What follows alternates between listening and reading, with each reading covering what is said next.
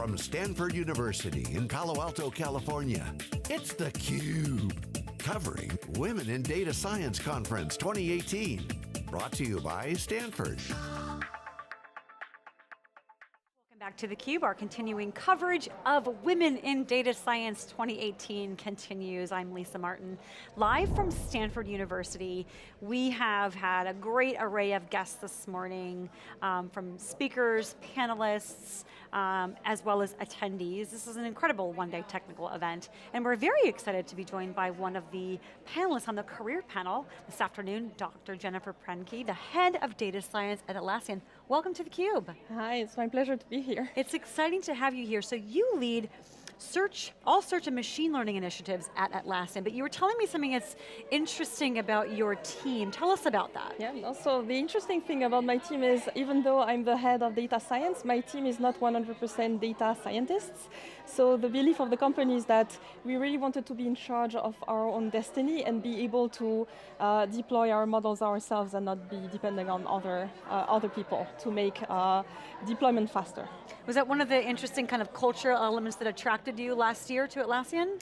So what is really interesting about Atlassian is, it's definitely a company that creates products that I would say virtually every single software company in the world is using. Yep. And they have a very strong software engineering culture, and so last year they decided to embrace data science, and so I thought it was a very interesting challenge for me to try and infuse a little bit of the my passion for data and data-drivenness to the company. So you had quite a fast ramp at Atlassian. You joined last summer, and in less than 6 months, you grew your team of data scientists and engineers from 3 people to 15, and it gets better, in less than 6 months across 3 locations, Mountain View, San Francisco, and Sydney.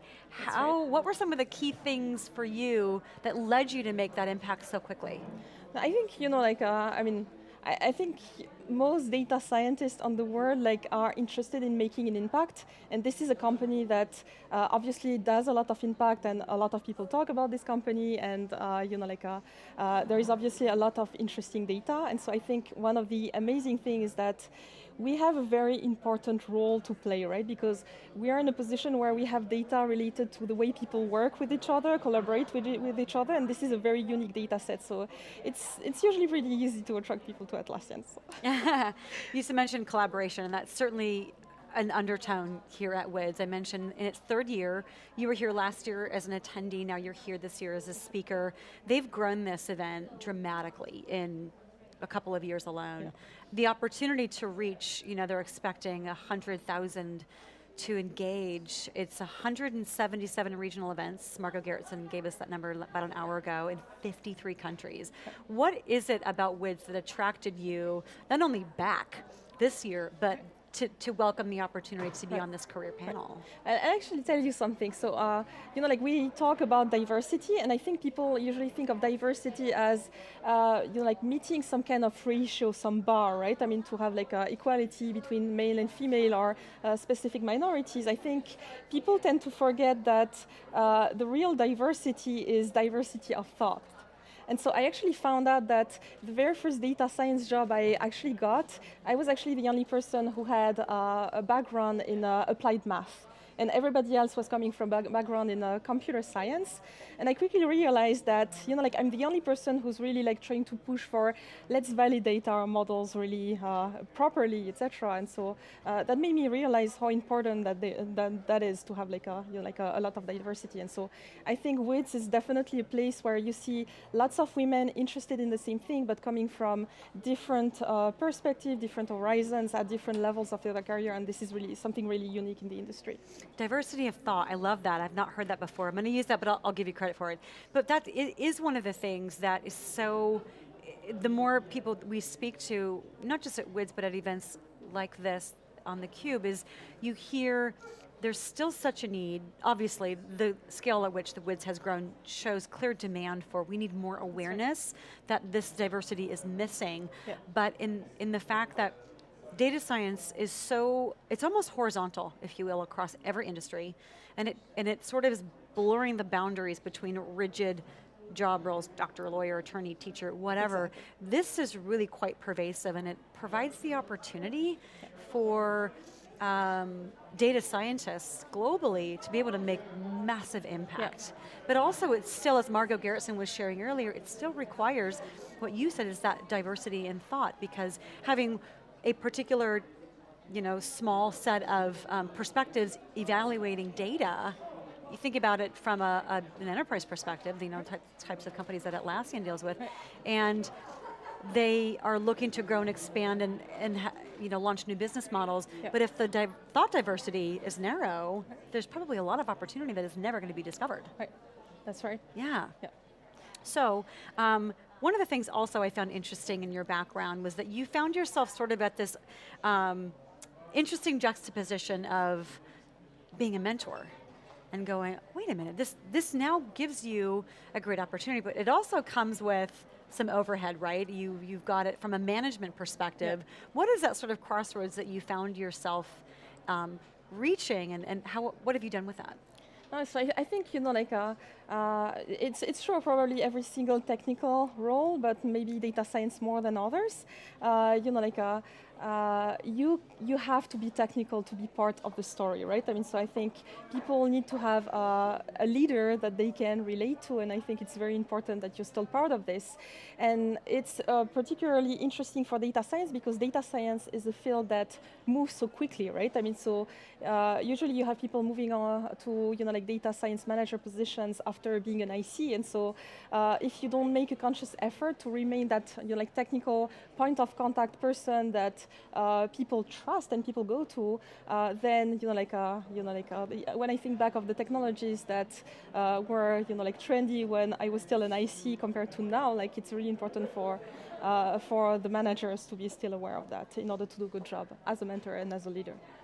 You also said something, I think, before we went live that is an important element for the women that WiDS is aiming to inspire and educate today, those that are new into the field or thinking about it, as well as those who've been in it for a while.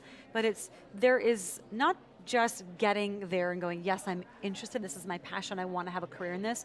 It's also having to learn how to be a female leader. And as you mentioned, from a management perspective, you got to learn, you have to know how to be assertive. Tell us a little bit about some of the trails and tribulations that you have encountered in that respect. No, that's a very interesting question because I'm actually very happy to see that nowadays I think it's becoming easier and easier for women to step into individual contributor positions, because I think that people realize now that a woman can do just as good as a job as a man for a defined position. But when you're actually in a leadership position, you have to step into a thought leadership role, right? And so basically you sometimes have to be in a meeting where you only have other male engineers or male data scientists over there and say you know what, I disagree with you, right? And so this as a woman becomes a little bit challenging, right? Because following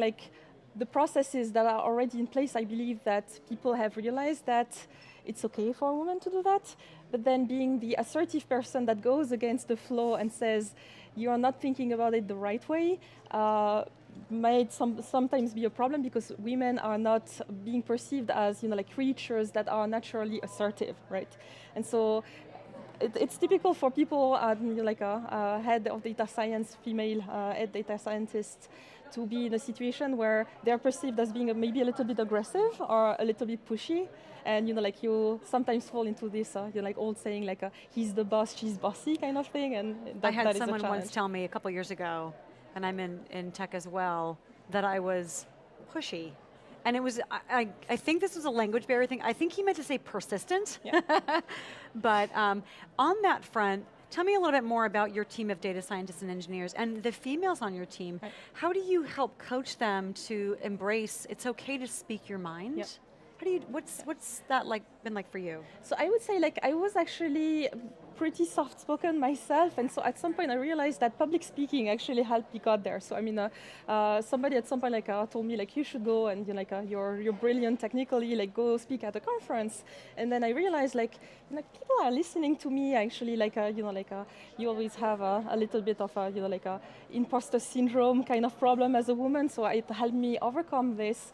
And so now I'm kind of trying to stimulate the ladies on my group to do the same thing, because that has worked really well for me. I think you have to get outside your comfort zone and try to, like things that help you have the self-confidence in order for you to get to the level of assertiveness you need to become successful. Exactly.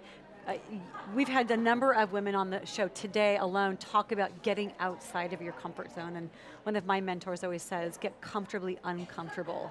And that's not an easy thing to achieve, but I think you walk in the door at WiDS and you instantly feel inspired and empowered, and I think a number of the women that we've had on today already have talked about having sort of being charged as a mentor with the responsibility, like you just said, of helping those that are following your footsteps maybe understand how to have that confidence and have that kind of that right balance. So there's, there's professionals in there, there's respect, but it's not just about getting them into the field, it's about teaching them how to, once you're there, how to navigate a career path that is successful.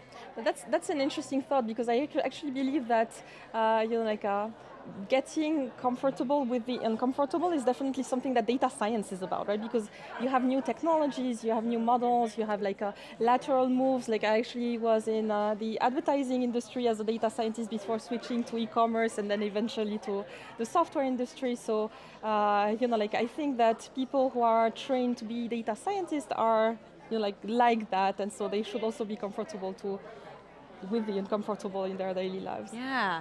So you were mentioning before we went on that some of the people that you work with are like, it's my hope and dream to be at WiDS next year. What are some of the things that you've heard as we're at the halfway mark of WiDS today that you're going to go back and share with your team, as well as maybe your friends, other females that are working in STEM fields as well? I would say, like last year I was here just listening to other people or whatever. This year I'm on the panel. So I'm just nothing is impossible. I think we've proven that over and over again in data science, right? Who would have thought that 10 years ago, we would be at that level of understanding of artificial intelligence and the entire field, right? So it's just, it's all about waiting and see what the future has to bring to you, and we have all these amazing women today actually show us that it's possible to get there, and it's exciting to be. It is, it's possible, and it's exciting. Well, Jennifer, thanks so much for carving out some of your time today to speak with us. We wish you continued success at Atlassian, and we look forward to seeing you back at WiDS next year. Thank you.